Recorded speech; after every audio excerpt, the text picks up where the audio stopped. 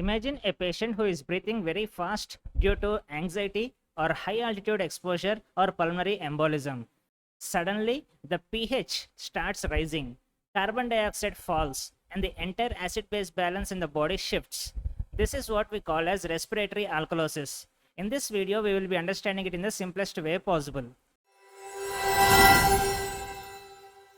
Let's start with the definition. Respiratory alkalosis is a primary decrease in the carbonic acid. It occurs due to excessive loss of carbon dioxide through the lungs. The respiratory center in the brain controls the ventilation. When a patient hyperventilates, excessive carbon dioxide is washed out from the body. As the carbon dioxide leaves the lungs rapidly, the PaCO2 falls, carbonic acid decreases, hydrogen ions decrease, leading to the blood pH rise, that is more than 7.5, resulting in alkaline pH. Now you have to notice something very important here. Even if the bicarbonate is initially normal, a sudden fall in the PaCO2 increases the bicarbonate to carbonic acid ratio. That's why respiratory alkalosis is fundamentally a disorder of the decreased carbon dioxide.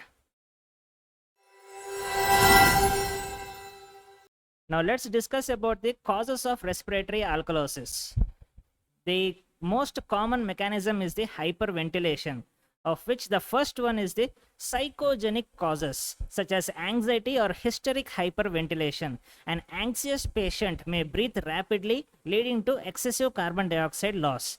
The second is raised intracranial pressure and brainstem injury. The respiratory center becomes abnormally stimulated, producing hyperventilation. The third is the lung diseases like pneumonia and pulmonary embolism. In all these conditions, hypoxia stimulates rapid breathing. High altitude is another classical cause because the low oxygen tension triggers hyperventilation. The important point you have to remember here is respiratory alkalosis is commonly seen early in critically ill patients because tachypnea is one of the body's first responses to stress and hypoxia. Now we will be discussing about an extremely important integrated topic, that is the salicylate poisoning. In early salicylate toxicity, the aspirin directly stimulates the respiratory center in the medulla. As a result, the patient hyperventilates and develops respiratory alkalosis. But later, the salicylates cause accumulation of the organic acids like lactic acid and the keto acids. This produces metabolic acidosis. So, salicylate poisoning classically progresses from early respiratory alkalosis to later metabolic acidosis. So, this is an example of mixed acid base disorder. This is one of the favorite exam questions. Now, once you have understood the common mechanism, you have to go for the compensation. The body always tries to bring back the pH towards the normal. In acute respiratory alkalosis, the compensation is minimal and immediate.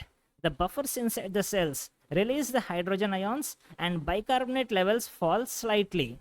But the major compensation occurs in the chronic respiratory alkalosis through the kidneys. The kidneys respond by decreasing the bicarbonate reabsorption, increasing the bicarbonate excretion in the urine, and reducing the hydrogen ion secretion. As a result, the plasma bicarbonate gradually decreases. This renal compensation helps reduce the severity of alkalosis. So remember, acute compensation is mainly by buffering, whereas the chronic compensation is by renal mechanism. Once the compensation is finished, the next thing we have to discuss is clinical features.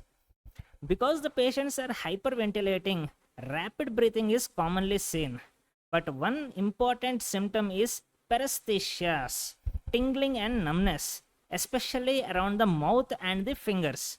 Patients may also develop dizziness, lightheadedness, muscle cramps, and sometimes carpopedal spasm. But why does this happen? The answer lies in calcium physiology. So now we will be discussing about the paresthesia mechanism. When the pH becomes alkaline, more calcium binds to the plasma proteins like albumin. This reduces the amount of free ionized calcium in the blood. The ionized calcium is the physiologically active form. So, Even if the total calcium is normal, the ionized calcium falls.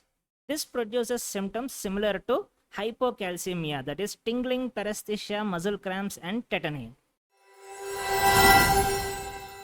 So to summarize the ABG findings, in respiratory alkalosis, the pH is increased, PaCO2 is decreased, and the bicarbonate may be normal or slightly reduced initially.